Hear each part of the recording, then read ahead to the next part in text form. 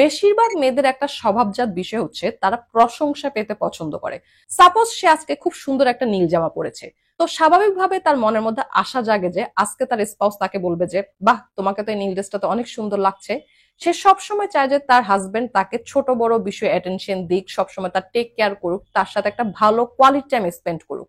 এখন ঝামেলাটা বেঁধে যায় যখন এইরকম একজন নারীর এমন কারোর সাথে বিয়ে হলো যে কিনা তার ইমোশন এক্সপ্রেস করতে দুর্বল, যে কিনা তাকে রোমান্টিক ওয়েতে সুন্দরভাবে ওয়াইফের কাছে প্রেজেন্ট করতে পারে না, যে কিনা ওয়াইফ যে তার অ্যাটেনশন চায় এই বিষয়টা সে বোঝে না, বা এই বিষয়ে সে অ্যাকচুয়ালি উদাসীন। কিন্তু তার ওয়াইফ তো মনে মনে এই জিনিসগুলোই মিস করে। এখন দেখা গেল তার অফিসে এমন একজন কলিগ রয়েছে যে কিনা সেই নারীর কিসে ভালো লাগে কিসে খারাপ লাগে এই বিষয়গুলো সম্পর্কে ভালোভাবে অবগত রয়েছে। তাকে দেখা যায় যে অফিসের অন্যান্য কলিগ থেকে একটু আলাদাভাবে অ্যাটেনশন দেয়, তার সাথে ভালো টাইম স্পেন্ড করে। এরপর দেখা যায় একটা সময় আসলো যখন সে নারী সেই কলিগের প্রতি দুর্বল হয়ে পড়লো এবং পরকীয়ায় লিপ্ত হলো।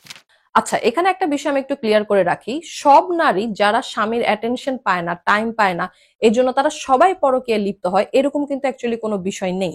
আমাদের গ্রাম বাংলার এমন প্রচুর মা বোনরা রয়েছে, শহর অঞ্চলের এমন প্রচুর মা বোনরা রয়েছে যারা বছরের পর বছর স্বামীর প্রপার অ্যাটেনশন প্রপার টাইম না পেয়েও তারপরও তার সংসার করে যাচ্ছে, তার সন্তানদের লালন পালন করে যাচ্ছে।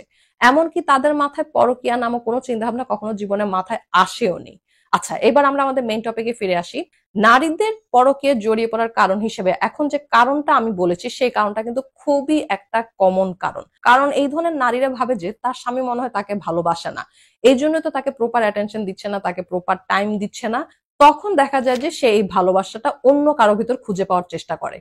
কিন্তু কিছু কিছু পুরুষ মানুষ আসলেই রয়েছে যারা কিভাবে রোমান্টিক ওয়েতে নিজের ওয়াইফের কাছে প্রেজেন্ট করলে ভালো হবে এই বিষয়টা বোঝে না, নিজের ইমোশনটা সুন্দরভাবে এক্সপ্রেস করতে পারে না, নিজেকে ভালোভাবে ওয়াইফের কাছে স্মার্টলি প্রেজেন্ট করতে পারে না, সেভাবে কমিউনিকেট করতে পারে না।